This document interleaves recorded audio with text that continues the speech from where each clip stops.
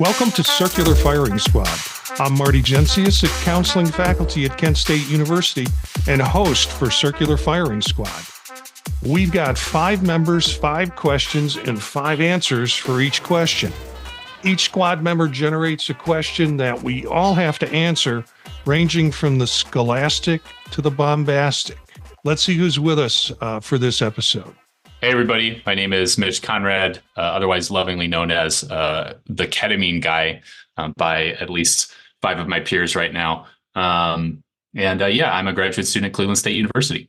I love that it has a completely different context to the ketamine guy I knew 20 years ago. I'm Steph. I am a doctoral candidate at Kent State and a practicing clinical counselor. Hello, I'm Britt Pollard-Kozadowski, professor and grad coordinator at Indiana University of Pennsylvania. Hi, everyone. Elliot Ingersoll. I'm a professor of counseling at Cleveland State, host of Applied Topically.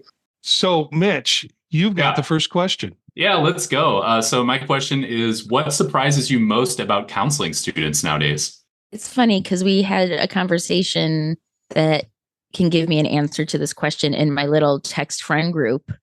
Maybe last week or so, because I am not around a lot of counseling students very often. Right now, I'm holed up in my office writing, or I'm working with clients.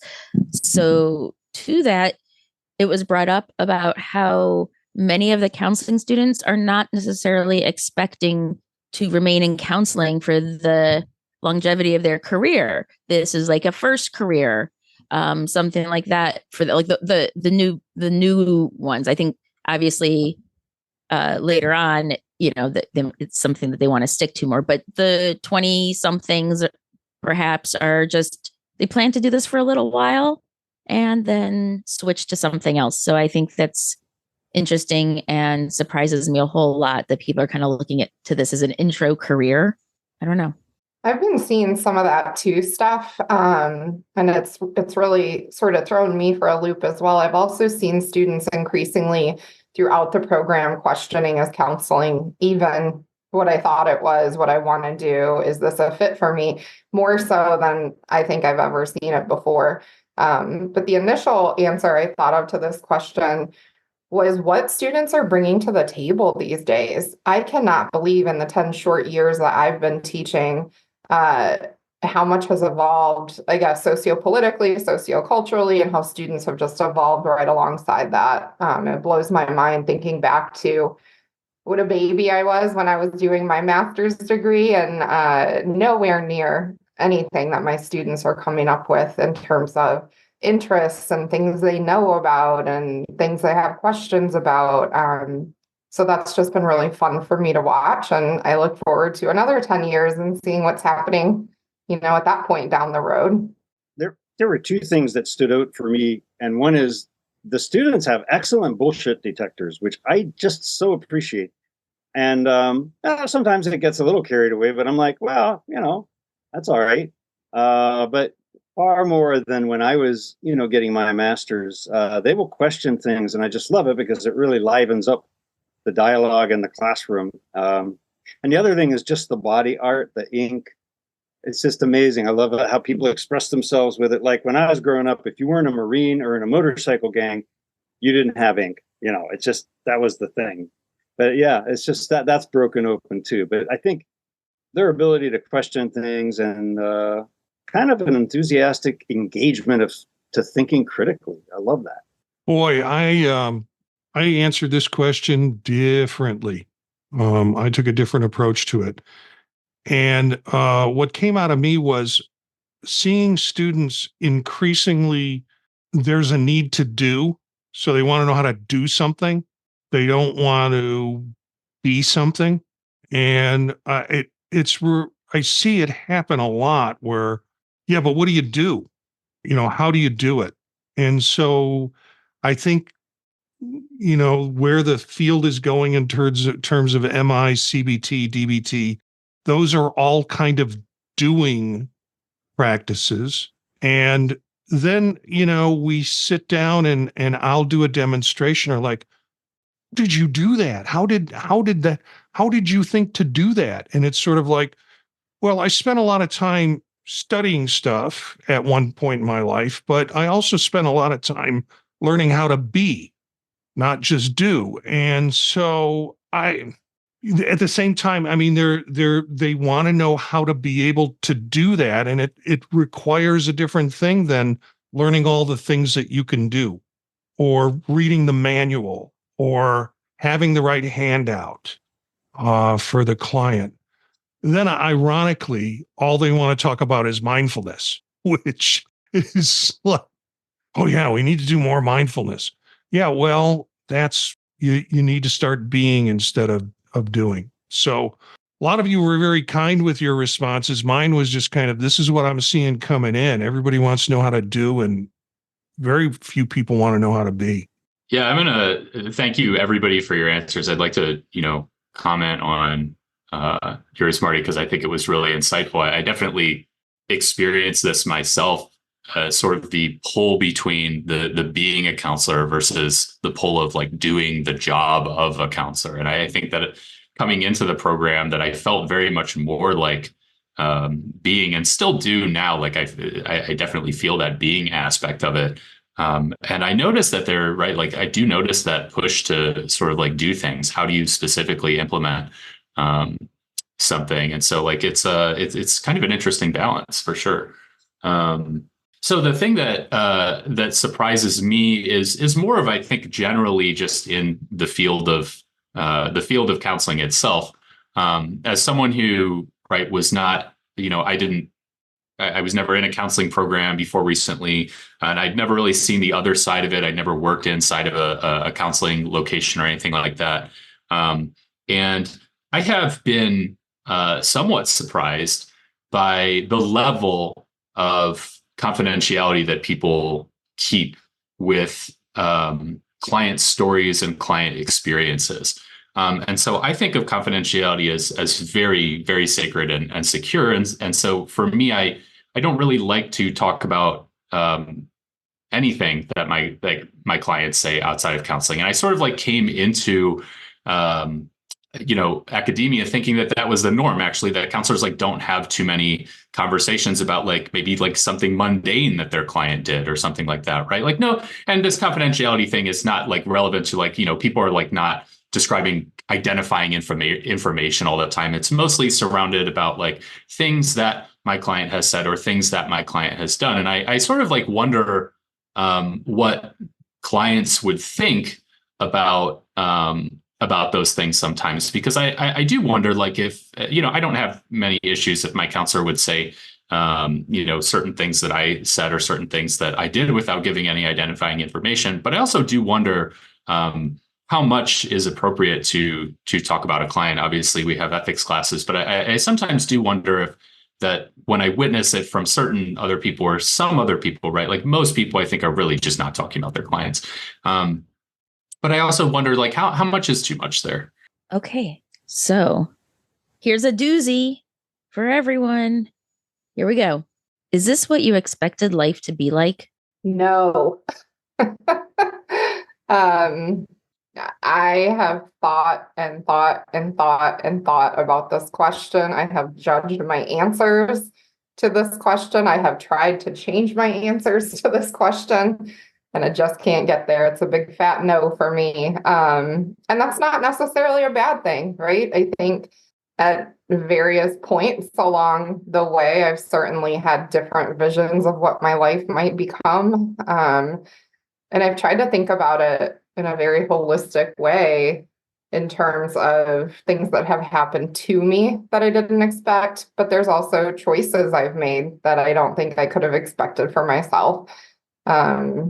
Relationships that I've had or not had. I mean, just every facet of what I think I envisioned for myself years and years ago is so wildly different. And there's certainly some probably negative that comes with that. Things maybe I wish had gone differently or that I would have done differently had I known certain things. But there's also a lot of joy and happiness and excitement and fulfillment in that. that I couldn't have predicted for myself. But in short, my answer is absolutely not. Well, for me, yeah, I think it is. I had to grow up real quick because of just stuff that I went through. And I remember reading, it was Jung, Memories, Dreams, and Reflections. And he talks about having this older part of himself that was like an observing ego. And I had something like that. And I remembered, like, oh, I was aware, yeah, life is not fair. It's not just, but there's a lot of the humor. I was in primary school, probably second grade, and this kid, Billy Evans, he was like a class clown, and he had this beautiful shock of blonde hair, and he was just funny.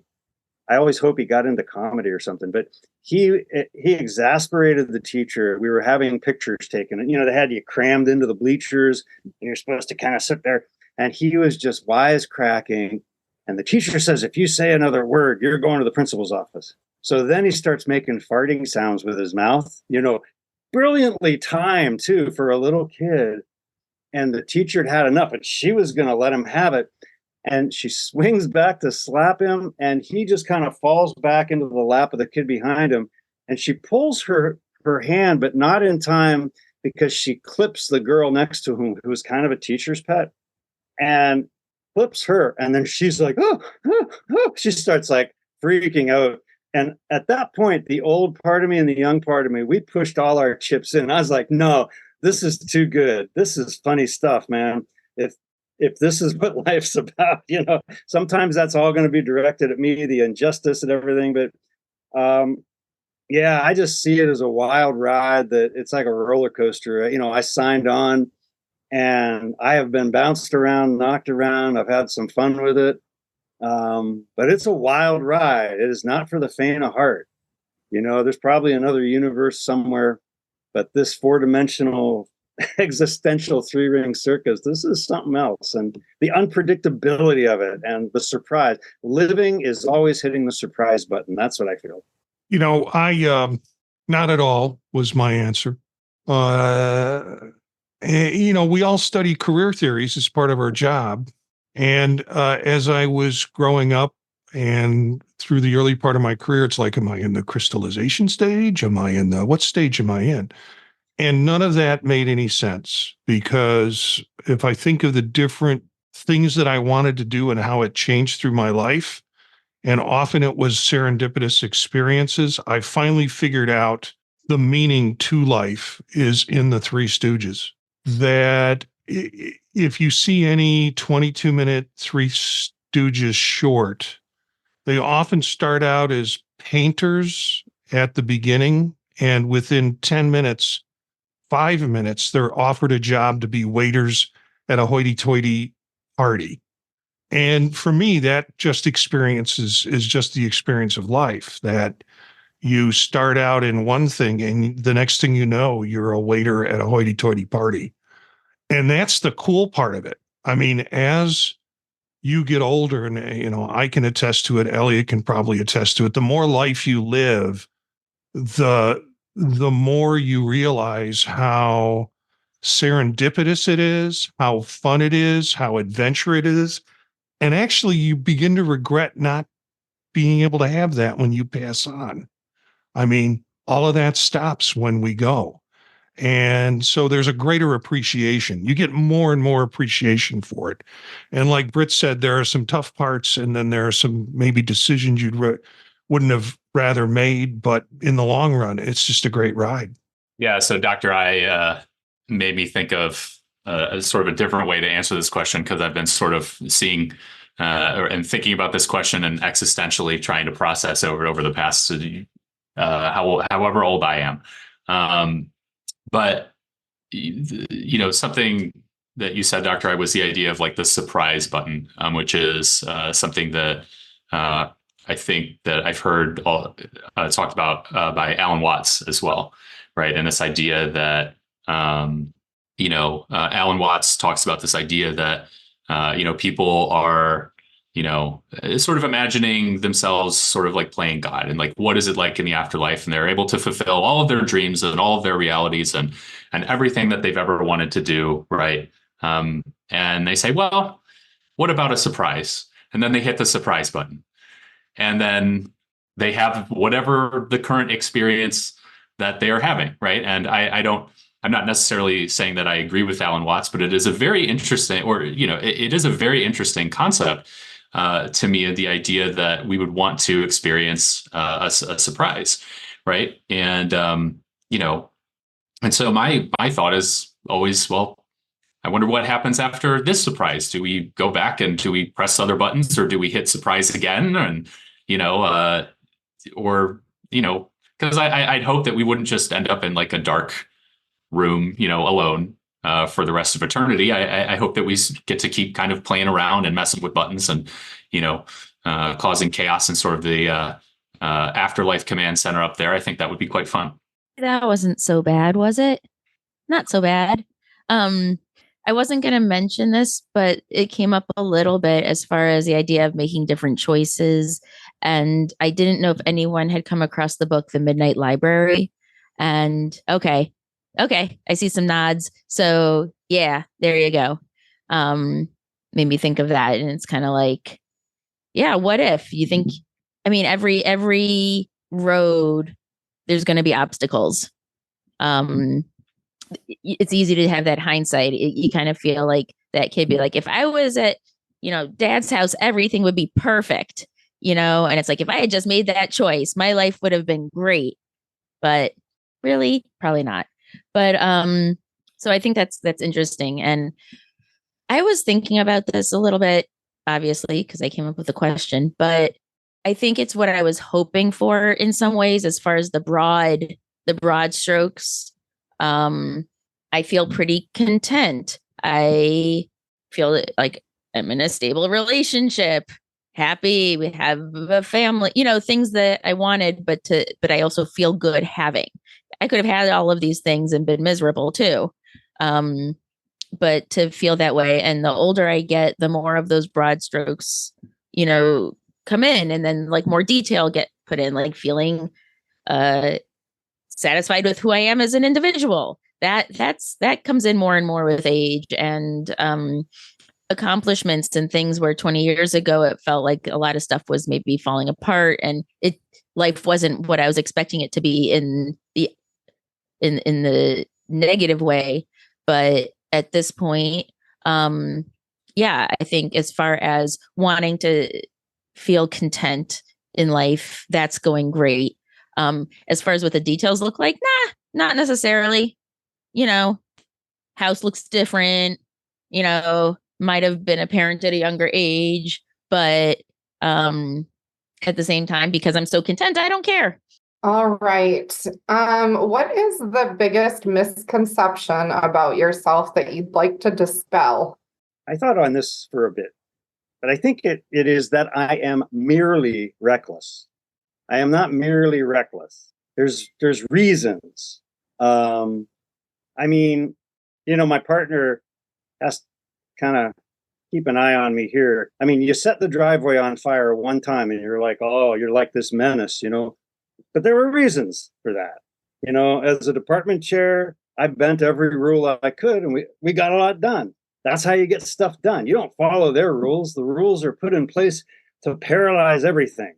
So you got to bend them, and you got to tweak them, and you got to ask forgiveness rather than permission. I love that. But it was never knee jerk. There was a reason.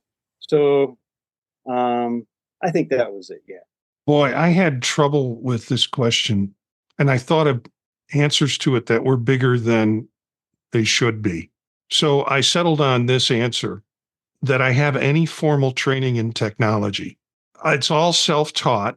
It's all out of interest. It's all out of delving in and just learning it because I like it. It's there are people who have formal training that approach problems completely differently than I do. I think my non-formal training means that I'm really kind of looking at it from a usable standpoint instead of a programming standpoint when it comes to use of technology. I think the other misconception is that I have formal training in technology. I don't, but also that I enjoy teaching others about it or how to do it, because you become tech support for everybody who thinks, because you like it so much, You want to be able to fix everybody else's problems with it. I'm giving a presentation this summer at a tech conference where I'm going to talk about how to stop being your family's tech support. I haven't quite figured it out. It's going to involve some things about, teaching them to have their own agency around technology and teaching them how to use Google to solve problems and things like that. But yeah, that's the big thing, that I have formal training in technology, or the biggest thing I could come up with that wasn't too out there. So let's talk about ketamine. I'd like to dispel this misconception that I somehow do not like ketamine or that I think ketamine is ridiculous. I actually think that ketamine has an incredible amount of potential. And I think that I've mentioned on here before, right? Like about the importance of like having a monitor or a sitter in the room or whatnot. But my biggest thing is sort of like people can use whatever, like ideally, I want people to use whatever like healing solution is working for them, right? Is that ketamine? Yes. No. We can figure that out. We can have a conversation about that. Is that something like a different psychedelic medication? Maybe there's no psychedelic medication that like works for an individual person. Maybe someone wants to use, something like counseling, right? Is something that's incredibly therapeutic. Like it doesn't have to be just because like I'm interested in psychedelic medicine that I don't think that everything else like works. I think in fact, like the more that you add in with psychedelic medication, including stuff like ketamine, the more that you add in something like counseling or something like EMDR, or even something like psychotropic medication for certain specific medications, right? We don't want any contraindications, but that it's all part of the greater healing solution, right? And so like, in a way, I kind of am the ketamine guy. I do think it is a solution for people, and I do think it can help heal. See, the problem is I don't know what people think about me. Like as far as that stuff goes. I mean, I have my own ideas in my head. I have the stuff that I imagine them saying about me. And I think the few times where I really think people were surprised, it's because they didn't expect me to make change, or to take charge. They didn't, like, I'm thinking of old relationships where they just thought I was going to stick around forever. And, I'd say I'm not going to, but they really thought that that was going to be the case. And I would just never, set my boundary and say goodbye. And then I do. And then they're like chasing me down and they're coming back. And I'm like, yeah, you really thought that. Thanks, everybody. That was a good variety, I think, of answers. I sort of forgot after I asked this question to think of an answer.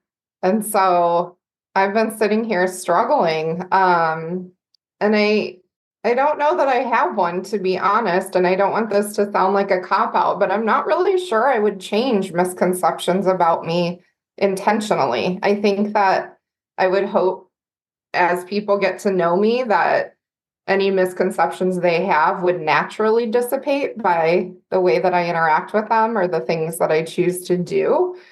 And if they aren't going to get to know me, I'm not really sure that I care that they have misconceptions.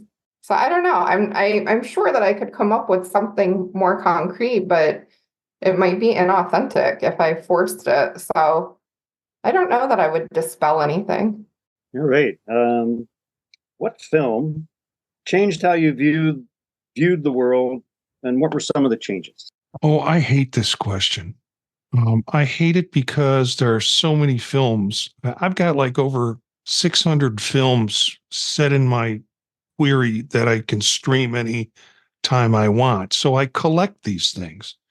And something that changed my whole view or perspective, it's really hard to say. I put Citizen Kane down first, only because once I saw that film and I was in a class and we really dissected that film, I could not look at any other movie the same way. I was always paying attention to shot angles, dialogue. I mean, I was paying attention to all of those parts. So Citizen Kane went down. Did it change my life? No, it changed the way in which I look at media. I wrote down Dr. Strangelove. I wrote down Full Metal Jacket. And then I wrote down A Clockwork Orange and realized that I was kind of on a Kubrick run there. those films were all kind of mind-bending films for me. But if I think of one that kind of changed my perspective, you'll be surprised at this: Midnight in Paris by Woody Allen. And the one piece of that film is the protagonist is, he has these midnight trips into past times of Paris so he can see all the great artists, and he talks to all the great artists, and he falls in love with a woman from a previous time, and she wants to go to an earlier time. And the concept there is, we look back on previous times with a certain type of romanticism that when we were actually, if we actually look back at what was going on then, wasn't that great? But we look at the past with a certain amount of romanticism. That message is what stuck with me. And it has not only personal implications, but think of it politically right now, what's going on. People looking back at a time where they thought it was perfect and romanticizing about it, and it really wasn't that good.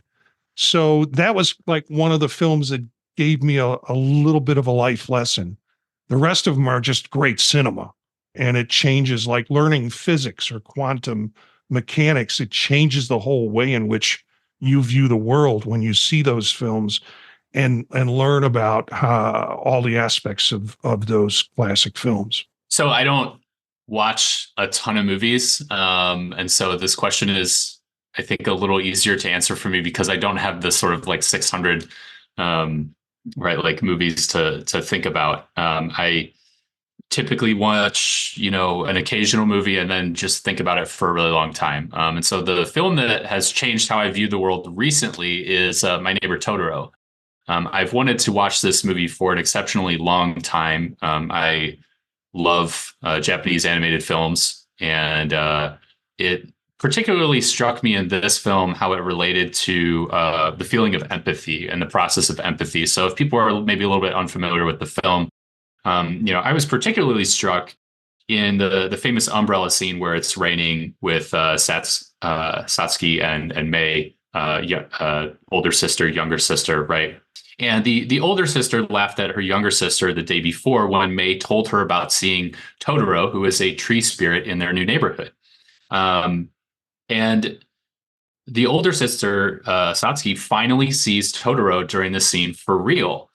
She gets it now, right? She finally has seen Totoro. She tells her father, who naturally affirms her experience. And she then pens an endearing letter to her mother in the hospital. And how this relates to empathy for me is, I think as counselors, we try so exceptionally hard to empathize with other people. And sometimes we do need to realize the limitations of empathy sometimes. Sometimes we have not seen Totoro the way that other people have. The most important thing to me about this film is that it's really important to try and imagine what seeing Totoro would be like, because otherwise you have a situation where in the movie, the older sister laughs at the younger sister and makes her feel pretty horrible. So to me, that movie was a lesson about empathy and its limitations and also its power. Awesome. Also, just earlier, we were at our neighbor's house and we were watching Howl's Moving Castle. So a great movie. Yeah, just Studio Ghibli represent.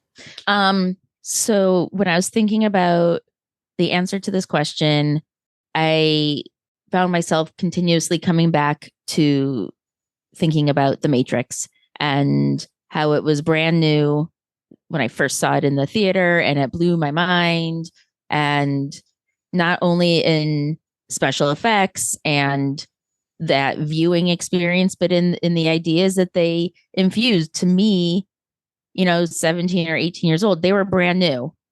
And I think that the way that it was presented, being so new, made them stick and made them really stay with you a lot longer. So when you're like, I remember we would always be like, oh, deja vu, they changed something in the Matrix. Now we knew that was a little bit probably not true, but it made you think more about what's going on and what's going on around you and how things were happening. So I just thought that was a movie that did change the way that how I viewed the world. the film for me, there's of course tons of films that have affected me. For me, it's The Petrified Forest, Humphrey Bogart, Leslie Howard, Bette Davis, and it was right. I've loved this for years because I'm just a crazy romantic at heart, and it's just a wonderful story.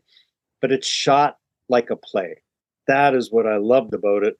And I watched it again right before I started getting into community theater, and I had a lot of realizations about, oh, this is what the stage looks like. The proscenium arch is over this cafe in the movie. And I don't know, it gave me insights as to how to approach community theater, and it was very liberating for me. So yeah, The Petrified Forest, that was the one. Everybody gave interesting answers. One of the things that I realize limits my view of movies is I don't go to anything that feels like work. So when you describe these movies that have essential, essential concepts of empathy in it, or you learned a lot about this or that, or, I looked at, I even in my collection of films, I don't have a lot of these life story, emotional impasse type. It feels too much like work. I always went to cinema to get away. So if things blew up, or if things were fantastic, or things were bizarre, all of that was my getaway from dealing and listening and having to work to listen to people's problems through the day. So my final question, or the final question per se, not the final shot, is, did you ever throw a party when your parents were away? Oh, Marty, I wish I could make something up right now to be more fun. I did not ever throw a party while my parents were away. And I also didn't go to many like parents going away parties. I think this is mostly because I went to such a small high school. I had a class of 20, right? And it was such a small school that wasn't really something that was as much on the table. I imagine that I would have had perhaps a much different experience had I been in a larger school, at minimum to attend more things like that. But I'm not sure if I ever really would have put that on. I think that I sort of think about my mom's situation at the time. She was, always someone who was working sort of like two jobs at once. And so I certainly didn't want to make that any more challenging for her by coming home to a to a house in disrepair. But so yeah, none for me. No, absolutely not. Never would I ever do such a thing, except that one time. What's the one time? Yeah, well, it was totally like a sitcom episode where I was home for the summer. I was working my job as a server. And so it was like between freshman and sophomore year of college. And, it was that thing where you tell one or two people to come over. I mean, it was really out of a sitcom. It was so crazy. One or two people, let's come over. Okay. And I'll get I don't know, nasty stuff like Crown. Like, I don't want to drink Crown Royal, but I learned. But then before I knew it, there was like all of the chefs, all of everybody at my house. And I was freaked out. But I think it turned out okay. If anybody knew, nobody ever told me about it. I never heard about it. And I feel like at this point, they can't do too much to me. It's hard to ground me now. So I'm in the clear. Yeah, my sister and I, we had a King Hell party. I think I was a sophomore. She was a senior. My parents went away. We didn't even try to hide it. We took it out in the backyard. I was playing in bands at the time, so I had a PA system. We were cranking music. We had a keg. And I've always had super good friends and still do. And yeah, it was a 2-day cleanup after the party, and they stuck around and they helped with all of it. And we always had a Christmas party at our house, Christmas night.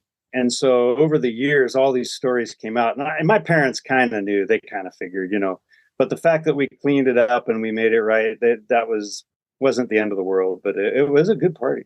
This question comes up for me because I was listening to a podcast called The Rewatchables, and they rewatch movies that we've all watched at some time.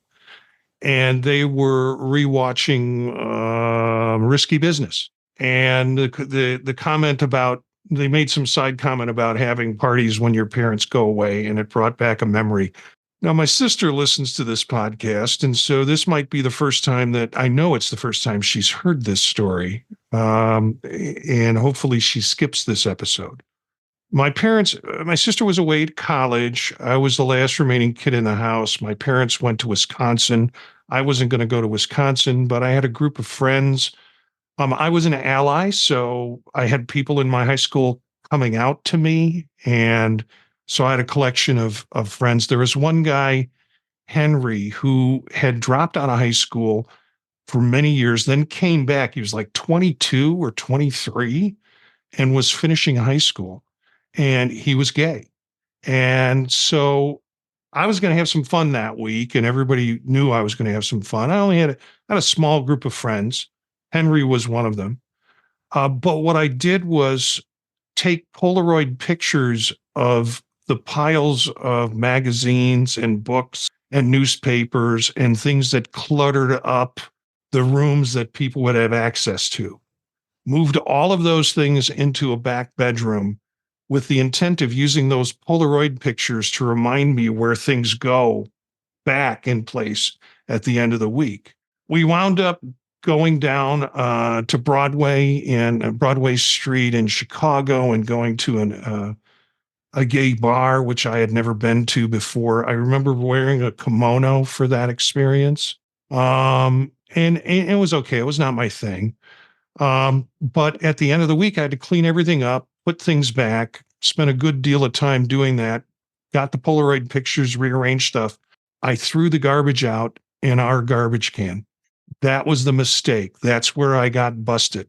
Because after my parents came home, they couldn't figure out how me living there for 1 week could generate so much garbage. That's my story of the one time I threw a party when my parents were away. So thanks. That's it. Thanks to the firing squad. I got one more question for you. What word causes you verbal torture when you hear it? Yeah, so I'm going to select a more universal one, at least one that I've heard is universal, and that's moist. I don't. There's something about this word. I don't really know what it is. I don't know if it's the oi or the oist or whatever, but it feels a little icky to me, And I like moist things, like I like a nice like moist banana bread or something like that. But that's about it for moist. You took mine because I was going for the low hanging fruit as well. Maybe it would be, I don't know, reprimand. I don't know, something like that. I think for me these days it's diversity. It's like a runaway train without a crew on board. I'm just getting so tired of everyone just throwing it out without giving any qualifications about what they intend when they say it. For me, it was low-hanging fruit. I was in New Orleans at Napoleon's, having a muffaletta sandwich and enjoying my meal by myself. And at the table next to me were 4 college-age girls, one who used the word like all the time. Like. Maybe she was a Pokemon. I don't know what it was, but that is my... Like. Yeah, that was verbal torture for me. And that's the word that I hear so often. And I can handle moist, but throw a bunch of likes in a couple of sentences and I'm gone.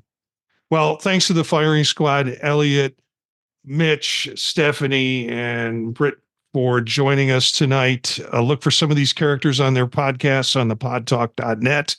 You can find out more about them at circularfiringsquad.net. And check out the Tech Savvy Professor, hosted by Eric and myself. Eric's not here tonight. He said all the moons have been colliding. He hasn't been with us for a while because this afternoon the power was shut off in his community, and he didn't know if the power would be put back in time for the show. So we missed him. Our theme music is from Menage a Trois, Real Swing Shet. That's it for this episode of Circular Firing Squad.